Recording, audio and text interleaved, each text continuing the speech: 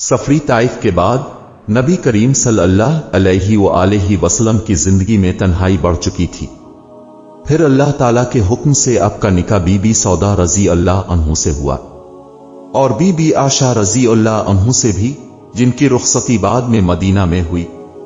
انہی دنوں ایک رات ایک عظیم معجزہ اسراء و معراج پیش آیا۔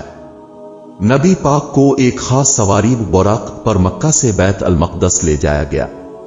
وہاں تمام انبیاء اکرام علیہم السلام کی جماعت نے نبی کریم صلی اللہ علیہ وآلہ وسلم کی امامت میں نماز ادا کی۔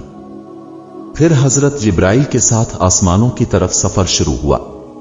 7 آسمان، انبیاء سے ملاقات، یہاں تک کہ سدرۃ المنتہا تک رسائی ہوئی۔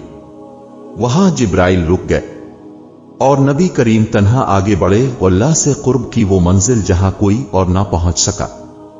اللہ تعالیٰ نے 50 نمازیں فرض کیں، پھر 5 رہ گئیں، مگر ثواب 50 کا ہی رکھا گیا۔ اسی سفر میں رمضان کے روزے بھی امت پر لازم ہوئے۔ یہ وہ لمحہ تھا جب زمین کے دکھوں کے جواب میں آسمان سے رحمت اتری۔